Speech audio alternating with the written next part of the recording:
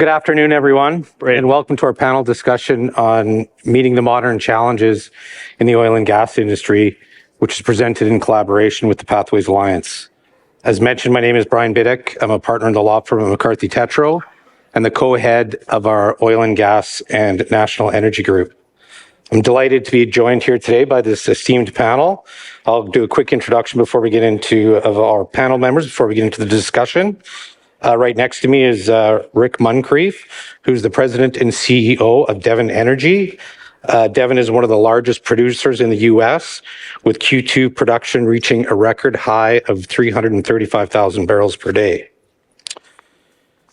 Next to Rick is John Mitchell, who is the Chief Sustainability Officer at Suncor Energy, and he leads a team that's accountable for the development, stewardship, and integration of the sustainability into Suncor strategy. And as we all know, Suncor is one of Canada's large and leading integrated oil companies. Next to Rick is Banga.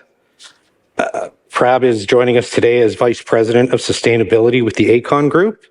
The Aecon Group is one of North America's largest construction and infrastructure development companies. And our final, but certainly not least, panelist today is Raveel Afzaal, who is the President and CEO and Director of Next Hydrogen.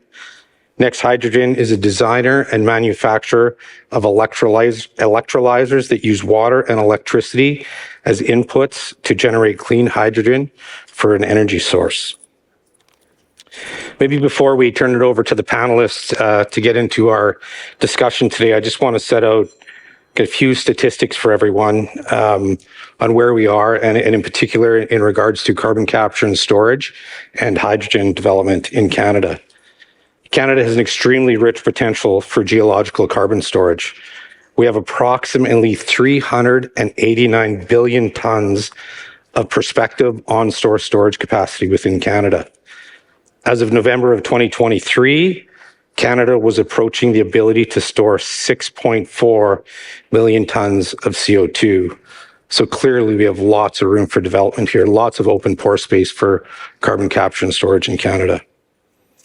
On the hydrogen front, China seems to really be leading the world in the hydrogen production. They can produce over 1,100 kilotons per year, whereas in North America, we're somewhere around 300 kilotons per year of hydrogen. So thank you all today for joining us. Why don't I just turn it over? We'll start with you, Rick, and just kind of work through the panel. Maybe if each of you could just talk to us a little bit about some of the sustainability projects that each of your companies are working on and the importance of those projects in helping us achieve our sustainable goals. You bet. Thanks, Brian. It's good to be here, and I want to thank the sponsors, the facilitators this discussion today. Devon Energy today, we are strictly a lower 48 U.S. producer. We operate in 5 basins, from South Texas all the way to the Canadian border. And from a sustainability standpoint, we start with some of the most basic things, and that is driving down our emissions. We spent a lot of time working on emissions. Really proud of the results we've seen to date, but we're not finished. And so we have some long-term, medium-term, certainly had some short-term goals, and so very much a work in progress. We also think about the next generation. And so for us, when we have been involved not only in traditional oil and natural gas production, but one thing we've done is we've been a principal capital investor with a new geothermal company, Fervo Energy. So I'd encourage you to look at their results. But this is a new approach to geothermal where we're actually drilling not vertical geothermal wells, but similar to what we do in a lot of our shale plays, and that's horizontal geothermal. And team has got some really nice contracts, so it's a work in progress, but we have driven down cost and the execution has been really, really good. So more to come on that. We think that it's something that could really be a game changer over the long term. As far as carbon capture, we were just talking with some of the panelists earlier. One thing that we see in the U.S. is we continue to see pushback on some of the infrastructure. And so for us, we're going to see how that all plays out and continue to work certainly driving down emissions, looking for opportunities. Carbon capture is one that probably will be more relevant along the Gulf Coast region where we're not large operators, but some of the fixed facilities with petrochemical plants and refineries. And so we'll see how that plays out. The other thing with sustainability I may mention, Brian, is sustainability with people. So one thing that our company I'm very proud of is the focus we've had on STEM education, and that's getting we've partnered with the Cal Ripken Foundation, for an example.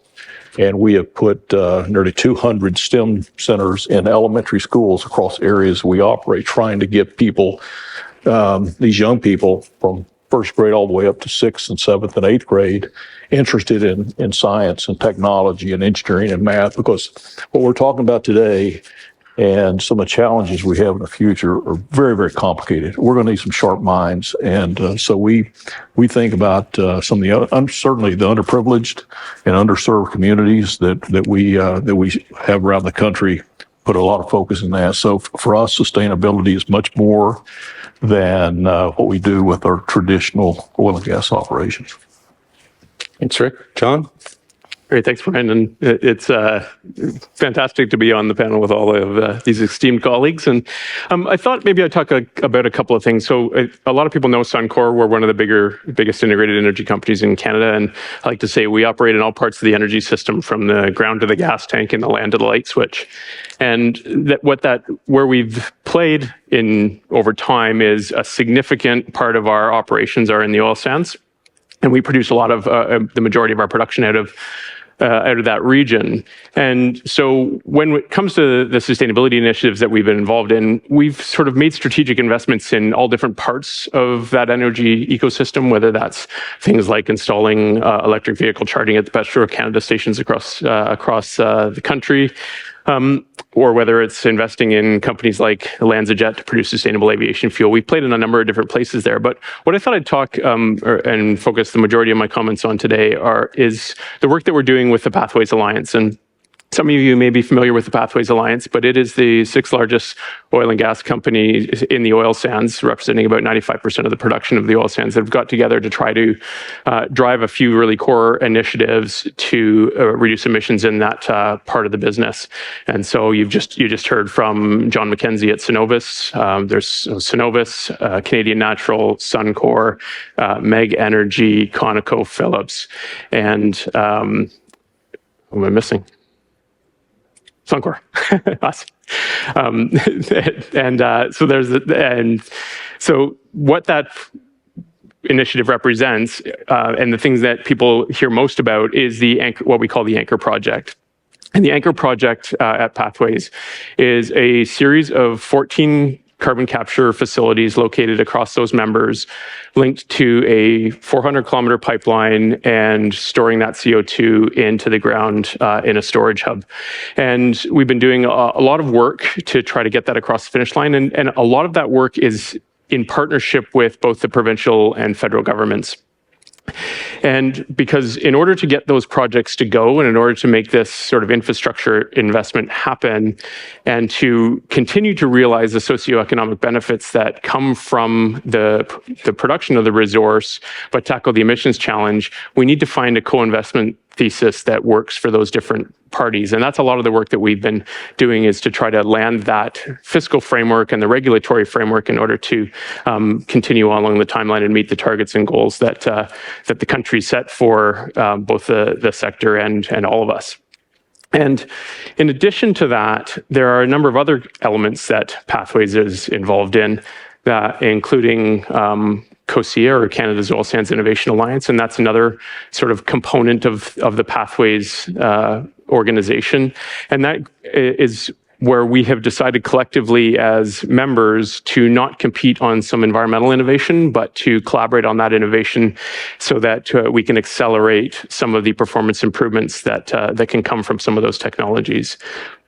We also do a lot of work in communities, so the Oil Sands Community Alliance, and working directly with community in the region to make sure that we're helping support the community activity and the relationships that we've got in the region.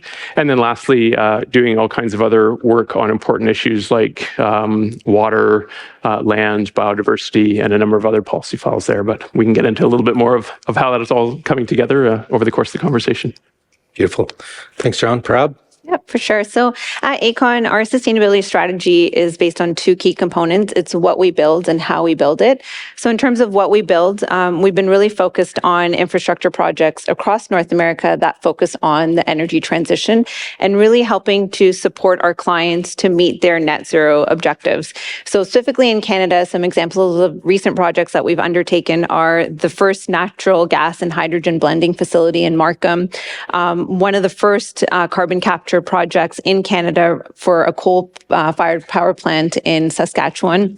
And then most recently with Air Products, we did a blue hydrogen facility, which also had carbon capture involved in it as well. In addition, we also are now newly into the residential space as well. So we have Aecon Green Energy Solutions, which is providing renewable energy and EV infrastructure solutions for residents and commercial businesses as well. And then on the how we build is about how we're integrating sustainability into our operations.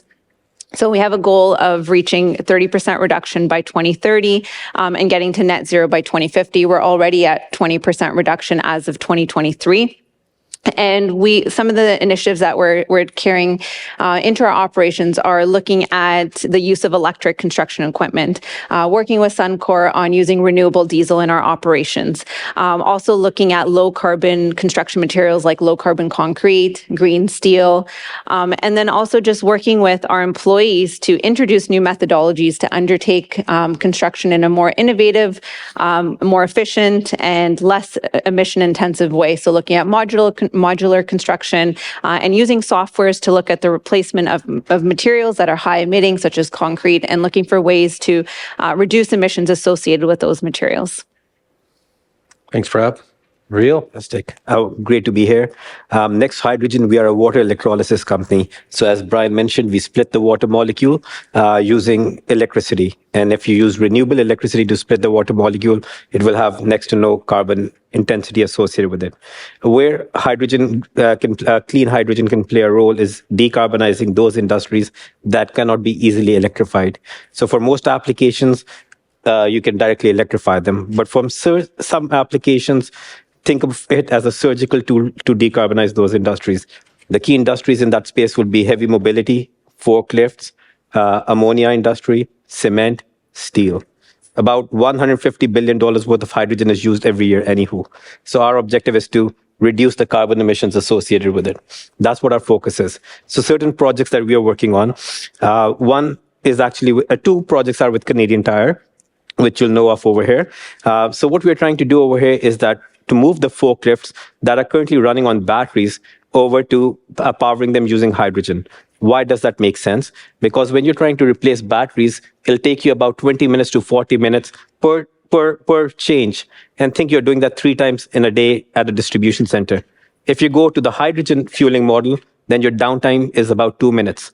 So just the utilization increase will give you positive IRRs by moving over to hydrogen-powered forklifts. And now we have also, with other customers, one of our customers is Hyundai and Kia, for example, you're seeing heavy mobility vehicles come out in the space. So Hyundai is working on it, Daimler is working on it, BMW is working on it, Toyota is working on it, big OEMs that you wouldn't see come out in the space otherwise. And other projects that we're working on are in the ammonia space. That's about $40 billion worth of hydrogen every year is consumed by the ammonia industry, right? NH3, to produce fertilizer. Over there, we're working with a company called Casale. Casale is one of the top 2 companies in the world that deliver turnkey ammonia skids. And what we're doing is we are providing the electrolyzers. Our other partner, GE, is providing the power electronics. And, we are providing a turnkey solution to provide green ammonia. And eventually, this could actually allow us to be closer to the customers in a co-op farmer model to bring fertilizers close to farmers. Final project I'll mention, which is kind of on a tangent, is that we can use electrolyzers also for heavy water. So nuclear fusion is going to be something in the future, but there's a lot of 50 demonstration projects already planned for nuclear fusion. So what we're working on, one project that we're working on is actually taking heavy water. We're electrolyzing that to produce tritium. And then that is the fuel for nuclear fusion. So those are the kind of areas where we are focused on at this time. Thanks, Raveel. One topic I think that came up during all of your discussions was the topic of innovation. Innovation is obviously going to play a big role as we deal with some of these sustainability challenges.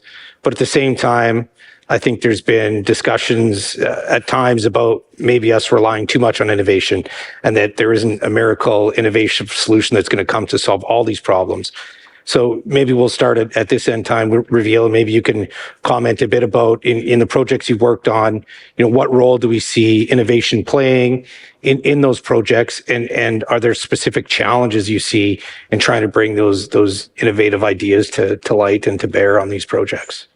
Yeah, thank you for that. Our tagline is innovation in water electrolysis, so I'm glad that you asked me that question. So when you look at the cost of hydrogen, say from renewables, it's about 3 to 4 times more expensive than what you call gray hydrogen. So we need to bring that cost down. About 80% of the cost of this clean hydrogen from water electrolysis is electricity prices, and 20% of it is the capital cost. So I'll start with capital cost. What we're focused on right now is producing more hydrogen using the same amount of materials. So I'm pleased to say now we are producing about 3 times more hydrogen using the same materials than what we had even in right now in China, for example. So that's the material utilization that you're seeing over here. What that allows us to do is either we can use, price our electrolyzers lower, or have the flexibility to use higher quality, more durable materials and have the same pricing as you would see, for example, out of China. That's on the material side. Then in addition to that, we are working with National Research Canada and other organizations to improve the energy efficiency. As I mentioned, 80% of the cost of hydrogen production is electricity pricing. And we have now exceeded US Department of Energy targets. And National Research Canada put out a press release on that with respect to energy efficiency. Why we're able to do that is because Canada has such a rich history in water electrolysis, dating back to 1970s, 1980s. And that's all coming to bear with all this excellent talent over here to achieve both CapEx and OpEx advantages for our customers. So that's more within the electrolysis realm. But if you think outside, the big issue that we see in the space is storage. So if you look at ammonia with the Haber-Bosch process, you need to store hydrogen because it's a 24/7 process. So, and how will you integrate that with intermittent renewable energy resources? So for example, one of our partners, Casalia, now is working on flexible ammonia skids. And so a lot of rich development in the catalysts that are being used. And as a result of that, the future of ammonia production in this instance will be renewables, electrolyzers in the middle, and green ammonia being produced. And there'll be a small modular type of model that's going out. And actually, we are doing one project with DOE funding in the US. University of Minnesota is a partner. Shell is a partner. Nutrien is a partner to show just how that application will work. Mm-hmm. Yeah, and just to add to that, innovation is key when we're looking at getting to net zero. We know that organizations, companies, governments have set net zero goals, and we're working towards the decarbonization of our energy systems. And it is a diversified solution. It's not just hydrogen. It's not just renewable diesel. It's also looking at renewables such as solar and wind, but carbon capture as well, which is innovation in itself. And carbon capture technology has really advanced in the last couple of years, in the last decade, where we have new chemical processes which allow for us to capture more carbon from the air. And it's not just direct carbon capture, it's also carbon capture and storage and utilization as well. And the flip side of it is in terms of a circular economy, we're seeing carbon actually being used in other processes as an input into manufacturing and industrial processes. So in the construction industry specifically, if we look at concrete, there's now startup companies in Canada that are actually using carbon as an input to make concrete stronger. So, and that, that's an innovation itself. So it is a diversified solution, and we can't just look at the adaptation side of it, which is looking at different energy sources, different energy systems. It's also about the mitigation, which is through innovations like carbon capture and storage. John, any thoughts, any challenges you're seeing in the innovations you're trying to use in your projects? Well, I think maybe I'll just pull on a couple of threads that have been raised already, and I think we have to think about innovation slightly differently, because there's different ways we're going to innovate. We're innovating all the time. We're innovating in our people processes. We're innovating in the way we approach problems. We're innovating in, we need a new way to do something. We need a new widget to solve a particular issue. But there's also innovation, and this is where I think it applies more directly to the carbon capture question, is the innovation in carbon capture is not about actually proving whether this works. We know it works. We've been doing it in all kinds of different places for a really long time. We understand the geology. We understand how the CO2 moves in the reservoir. We understand how the capture processes need to work. We understand all of those different components. The challenge is, how do you do it at a lower cost? So the innovation has to be applied to cost reduction and the economics around CCS, more so than whether there's a different widget. There's obviously ones that are emerging that have a different way to tackle the problem.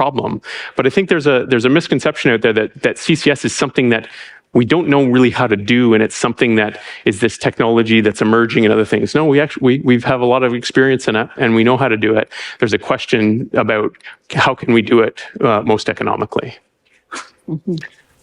Brian, when I think about innovation, I think about the past. I start looking at the past. I'm going to give you an example. Today, with the traditional oil and gas development, everything's drilled almost horizontally, the lion's share of the wells.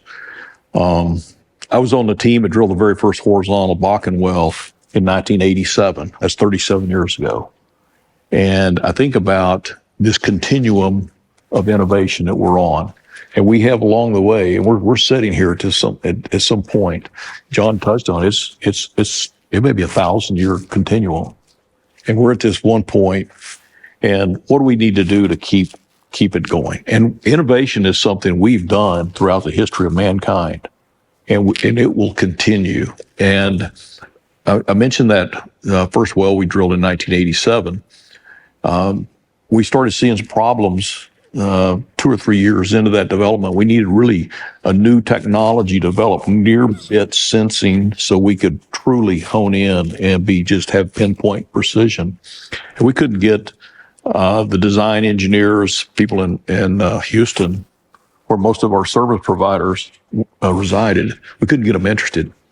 We did go north of the border, though, to Calgary. And there was a young design engineer named Larry Como with Sperry Sun. I'll never forget this. And that was that creative Canadian mind that thought that budgets were for sissies. And so he would push back, and he was 110% innovator. And when I think back on people like that and support that we had, that has changed the world. And I think you're going to continue to see that, whether it's in carbon capture, whether it's in advancements, understanding, and metallurgy. You think about what we're doing in some of the geothermal. You think about what we have done time and time again when there was going to be a shortage or a complication. We continue to find a way to do it. So I think you have to have, number one, the size of the prize has to be large enough. And I think in a lot of ways we see that routinely. I also think you need to have access to capital. You need to have, and John really touched on this, you've got to have the regulatory framework that's supportive of it. You can't sometimes mandate that technology or innovation happens. You can, however, encourage through incentives, if you will, to continue to innovate. And I think that's what we'll continue to do in this industry. I'm really proud of the energy industry, what we do. When I say energy, it's not just traditional oil and gas like I'm involved with, but I'm just thinking about from the nukes all the way to renewables and everything in between. And so we'll continue to innovate. It's a great industry to be in. Brian, maybe just to build on something Rick said, because you twigged something for me, which and you alluded to it earlier, is one of the challenges that I'll profess for the sector, that our sector has had is what I call the presumption of uniqueness.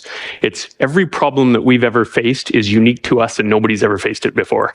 And we've broken that down over the last number of years where we're actually saying, you know what, there's a whole bunch of technologies that are out there that are trying to solve the same problems we're solving. And so, and the vice versa is also true. So when you talk about horizontal drilling, well, that's exactly what you were talking about when it comes to geothermal. It's the same application of innovation across different sectors, and to use the mentality that we are solving collective problems here, and we can do that faster together. We can do that collaboratively, and the application of those will span sectors. And anyway, we'll move into that a little bit more. Yeah, which is part of Pathway Alliance goals, right? Is you bring the biggest players together to help resolve these problems as a team. And I'd be remiss. The sixth company is Imperial Oil. I did say. Suncor. Great. Yeah. You said Suncor twice. I did say. I was trying to. I'm a homer when it comes to that, I guess. For sure. One thing that was maybe talked about a little bit there was all the elements that go into this, but into building a project. I guess one of the big challenges is always the risk of a project. Even if you have the financing, if you have a plan for the infrastructure, it's the risks you face in trying to get some of these new innovative projects, carbon capture, storage, hydrogen. Lots of infrastructure needs to go into these projects. Maybe be interested to hear on everyone's view as to kind of who's best to bear those risks, and how do we pass those risks on to it? Is it the private sector? Does government need to play a role in bearing some of these risks as we head down this energy transition path? Who do we think is best to bear those risks, and how do we pass that risk on to them, I guess? Brian, I think it's almost like energy. It's all the above. I mean, when I think about that, we have to have access to capital, and whether that comes from the private sector, with private equity teams that are willing to put some venture capital work, so to speak. It also has to come from, I believe, large companies, and much, maybe publicly traded companies. Now, they will typically have to deal with their own shareholders and convince them, and that's not always an easy thing to do. But there also has to be, I believe, incentives from governments that are going to have to step up and be part of the solution as well, providing incentives, not mandates sometimes as much as incentives. So I think that's how you're going to pay for things, and that's it depends on what it is. But I think there's it's not just one answer. There's no silver bullet like we've talked about. It's gonna take that. But I do think that access to capital is a big thing. The other thing is, when you really think about some of these larger projects and risking them, you have to be realistic in the timing, how long it's going to take for some of these to truly become of scale or commercial. And that's why I believe that there's going to be a lot of ways to participate in that. But you do have to be thoughtful, for sure. I was just going to say, I think one of your questions is, does government need to be involved? And I think very much so. If we look in the U.S. with the IRA, the Inflation Reduction Act, that act really sent a signal into the market and is really spurring innovation and investment in technologies to support the decarbonization of energy systems. And the way that the policy frameworks are designed within the IRA, supporting hydrogen and supporting carbon capture, they are sending that confidence signal to the market, and it's allowing for those public-private partnerships to allow for investment. But I think the government needs to be sending those signals, specifically in Canada as well. And I know that we've come up with our own tax credit regime, still not as good as the IRA, but the IRA really sent that signal to the market through the incentives that they're providing and ensuring that there's a long-term policy framework to support decarbonization of energy systems. So government does need to be involved. And what specifically, I guess, are we seeing? And Rick, granted you're down in Oklahoma and probably have a view on this too, but the IRA truly has been a game changer down in the U.S. Canada, we always seem to be a few steps behind, just trying to catch up. And then when we seem to catch up, they seem to advance further steps. And we're seeing the difference because Canada used to be, a leader in carbon capture, and we're seeing a lot of those projects move forward in the U.S. quicker. So what is it particularly that I guess all of you are seeing with your competitors down in the U.S. that's allowing them to invest those or to attract those investment dollars versus where we are in Canada? Well, Brian, I think what we've seen, I've got friends that are very much in the renewable business that are trying to be out on that leading edge, and I hear frustration from them, and it's with the IRA having the transferability, so to speak, of credits to, and I'll compare and contrast that with back in the late 1980s in the U.S., the IRS, we had some Section 29 tax credits that we were able to transfer. So if you were a producer during one of these low times, you could still produce and then actually sell those credits to someone that had taxable income. And I think that's one thing. I believe the IRA is helping up to a point, but I've also heard the other side of the coin where it would really help if there was some better language and transferability of the credits, and I think that would probably advance even faster. But we are seeing benefits from that, and so I think that's going to continue. And I think what the comment you just made. I think there's a company right there that is actually reaping those benefits. That's good, For sure. yeah. Weigh in on a couple points and tie a few things together, because when we're talking about CCS and not CCUS, which is the utilization side, we are talking about a cost. And so when we're thinking about the fiscal environment that's going to get these projects to go get across the line, we have to understand how that cost shows up and how it is mitigated in the economics of the project. And so when you think about the IRA as an example, you've got a very clear production-based outcome where it says if you do this, there is value associated with it. We've got a very different sort of stack of incentives in Canada, and you've got a mix of carbon pricing with investment tax credits, with carbon capture incentive programs. And so the reason I mention that is when you're looking at the fiscal framework or the economics of these different projects, there is an element of policy risk. And that policy risk is either related to stimulus or it's related to pricing or others. And so back to your question about who bears risk. Well, who should bear policy risk? Is that companies bearing policy risk or governments bearing policy risk? And what can governments do to provide some predictability and certainty over time to reduce that policy risk? And so there's an important ecosystem that gets created around the projects to get them across the finish line. And so when we think about where Canada has excelled in the past, it has been around a policy or a economic framework that has been set up to make those projects successful.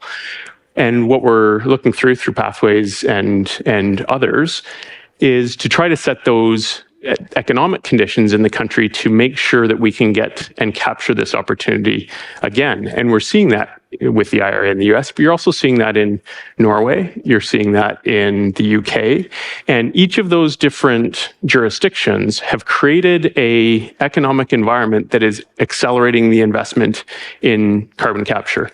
And if Canada wants to compete to attract that next dollar of carbon capture investment to this country, we're going to have a framework that is simple enough to understand, is durable enough to last, and provides it doesn't have to be exactly the same, but a competitive fiscal environment for us to invest in those projects here, like what we're seeing in other jurisdictions. And actually, just to add to that, the economic environment is key. The economic environment needs to be created for these investments to happen. Carbon capture technology can be added now to existing infrastructure. So oil and gas sector can use it as mitigative strategy to reduce emissions and do the carbon capture aspect of it. But the economic environment needs to be there.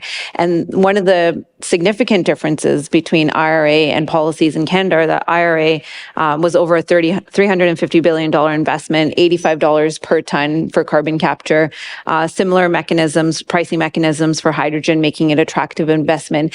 And in Canada, John alluded to this, that it's actually multiple sources of funding. So it's not just a direct credit like the IRA is providing. It's actually multiple different sources of funding, less funding. So compared to the $85 per ton with the IRA, in Canada, it's actually 50% tax credit, which is lower than the $85 per ton. So that, again, the economic environment really needs to be created in order for companies to consider carbon capture as a viable technology, as an add-on to their decarbonization strategy. And maybe Raveel, we mentioned a few different jurisdictions here. China is one jurisdiction that is clearly leading the way in the hydrogen space. What can we do as a country to compete with China when they're in an entirely different political environment? A lot of government spending, lots of opportunities to innovate. What can we do, as a Canadian industry to try and compete and keep up with China? Yeah, thank you for that question. I'll just go back. I mean, I think, we have to give our government credit where it's due. The kind of work that we have done on the investment tax credit, the clarity with which we came out with the policies, manufacturing tax credits, clean tech manufacturing tax credits, I thought that was quite significant and a really positive, clear step in the right direction. When we're speaking with a lot of our potential clients, customers, they're really worried about the political risk on both sides of the border before they can make the FIDs, really. That's where a lot of the people are stuck right now in terms of clarity, and we shouldn't have that. And that's one of the things that you see in China. They have a very long-term, 15-year strategy. They know that the country is not going to deviate from it, and people take it very seriously. So whenever they announce that this is going to be the national strategy, you would see 100+ companies just jump on that bandwagon. Many of them are going to go bankrupt in the process. It's almost, so unique. And yet they keep going at that. And then the next thing that you see, their work ethic is tremendous. But another thing that you see over there is that what we don't see over here is that a state-owned company is selling to another state-owned company when the product is not even mature. And they're not worried about lawsuits. And they're just selling to each other and they're saying, hey, we will work together to make sure that this product works eventually. And that's one of the fastest ways to iterate, rather than just trying to work away in your lab, worried about your lawsuits. That's a great way to work. So, and we are seeing the results of that. If you look at, this was my second trip to China right now. On my left was BYD, on my right was Tesla. Turn on the TV and all you'll hear is about renewables. And that's what you have seen. They put more renewables last year than US and Europe combined together. They previously dominated the solar space. Now they're dominating the wind turbine space. EV is there. So I think there's a lot to learn from there, but especially what they do on this last stage of commercialization, state-owned companies selling to another one, and long-term policies, that's what's really unique over there. But in terms of innovation, I still believe North America is leading that space.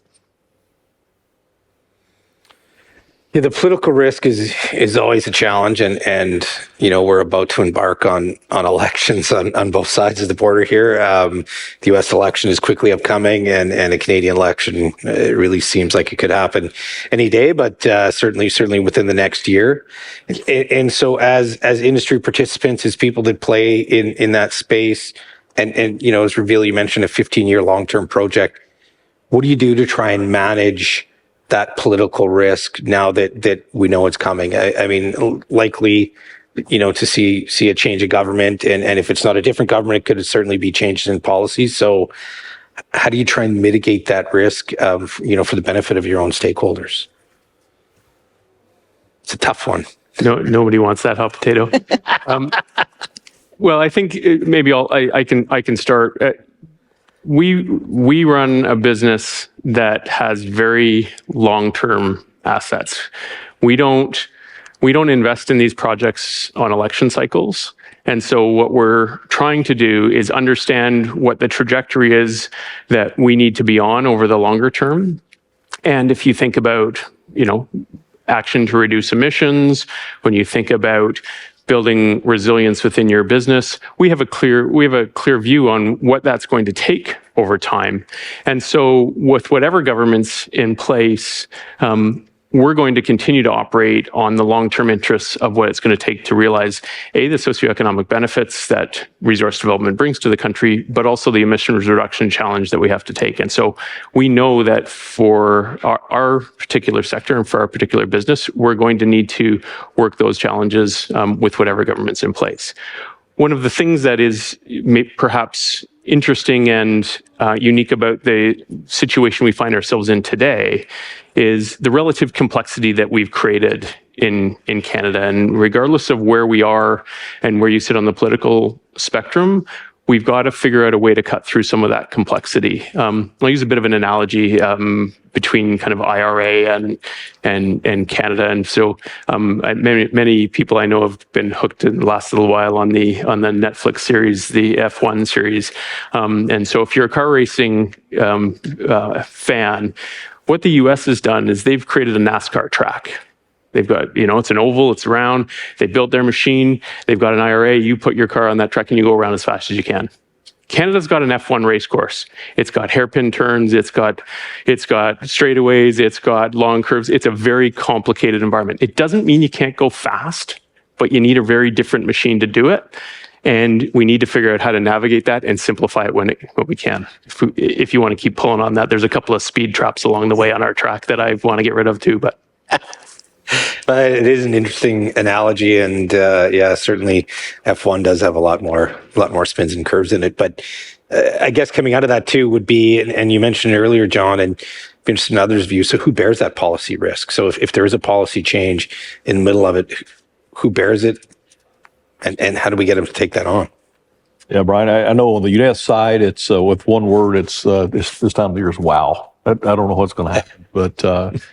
I'll say this: I really agree with what John just mentioned. If you're the CEO of an energy company, irrespective of who's in the U.S., who's in the White House, who controls the House, who controls the Senate, you need to stay at the table. You need to continue to be involved and interact.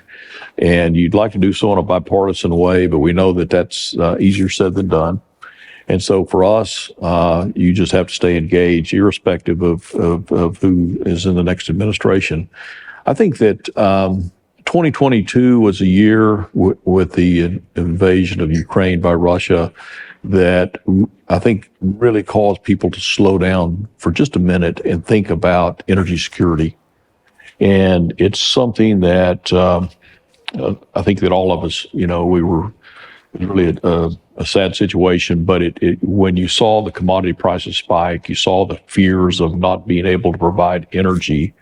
I think you saw the power of countries like China and Russia, China, India, and others that even though the Russian sanctions had been put in place by many governments around the world, those governments said, here's the deal. We need to take care of our own people. And we need to make sure that our people have energy. So I think it was, you reflect back on that. And I think for us, the lesson learned for our company is that we're going to continue to stay at the table. We're going to try to, irrespective of who's controls the House, Senate, the administration, and stay involved and make sure that we are there to provide our best guess of the future. And that's on the supply side, the demand side. Energy security and climate discussions. You tell us what you want to talk about. We'll be there and we'll share things with you, but you have to stay engaged. Mm-hmm. Who's going to bear the brunt? It normally is taxpayers, either directly or indirectly. And so, we'll see how that all plays out. But that's where you also have to be. If you have a seat at the table, you have a good chance of being able to at least plead your case on your view of things. Yeah, and I think that sustainability has evolved to become it's beyond political agendas. It's table stakes now to do business. And I was actually having this conversation with someone over lunch from an industry that traditionally hasn't focused on sustainability. They don't have a sustainability strategy in place. So I was like, why are you thinking about it now? And they said, our investors are asking for it. Our clients are asking for it. So I think regardless of what happens with elections on either side, sustainability has become table stakes. mandatory in terms of reporting. The Securities Exchange Commission in the US and the Canadian Sustainability Standards Board here in Canada have made sustainability reporting mandatory for publicly traded companies, but even for non-publicly traded companies, which was the case with the person I was having lunch with, they were saying that their clients are asking for it. It's a must that they're reporting on their emissions and demonstrating how they're reducing their emissions in their operations.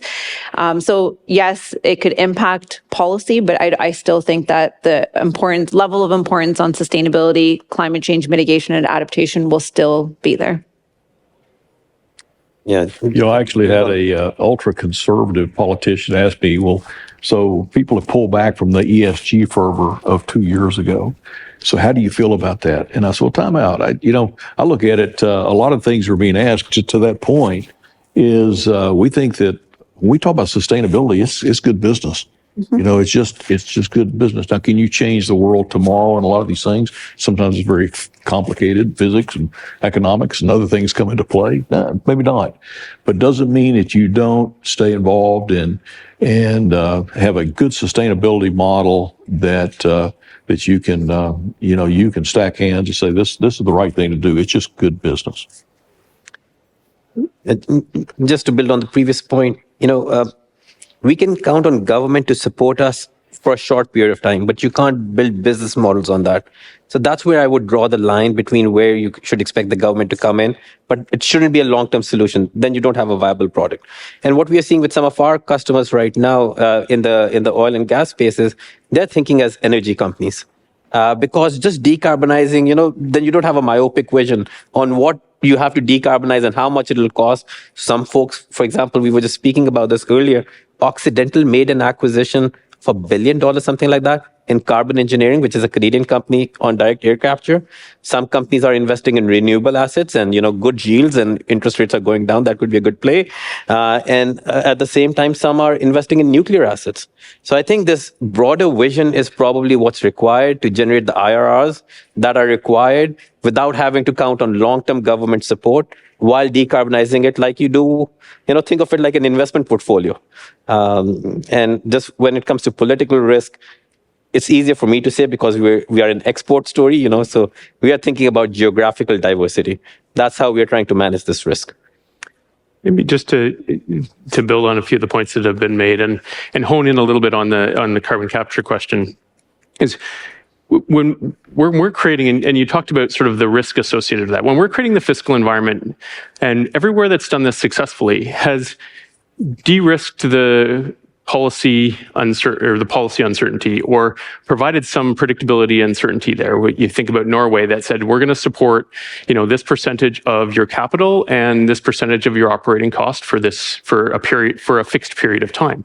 Okay, fantastic. I can manage around that. I can understand how to invest in that. UK did the same thing. They used a contract for difference on carbon pricing to help structure the fiscal environment in a way that was predictable for a set period of time. Those are the kinds of things that we're going to need to do because these are multi-billion-dollar investments over a long period of time. And so if we don't create a fiscal environment that A, is understandable, B, attractive, and C, has some certainty over a period of time, then we're not going to see that kind of activity that we want in this area. Yeah, it's certainly a big challenge, and it poses a lot of risks. And energy companies, you guys have all been about building infrastructure projects, and you've all built very large projects in your history, and part of it is part of the concern is always timelines, right? It takes quite a while. There's some of the other risks we talk about: financial stability, government support. I guess cognizant of the time here, running short, but if there's one single thing we could do at this point in time to allow these projects to move forward successfully, what would that specific item be? And maybe try and be as specific as possible. And I'll get a quick comment from each of you, and then I think we'll be out of time. Climate change should not be about politics. Take climate change out of politics. This should not be a topic that we have, two ways about it. And that will allow for long-term investments in the space.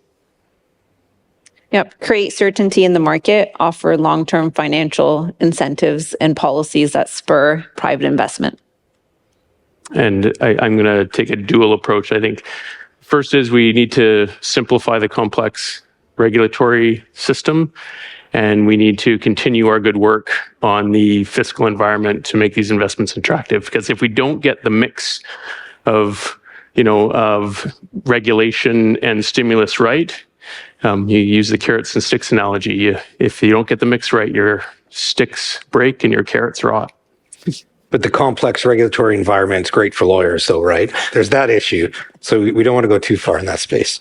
Rick, final comment. I just think, simply put, just permitting reform on the U.S. side, irrespective of whether it's an oil and gas pipeline, a CO2 pipeline for carbon capture, a power line for wind generated or solar generated power. If you can't get your permitting processes streamlined so you can meet the demand, I think you're going to fall short. And that's the single thing for the U.S. And I know there's a lot of focus on it, on permitting redesign. That's a single thing in my mind. Excellent. Thanks, all of you. Thanks for your time. Really appreciate it. And that's a wrap.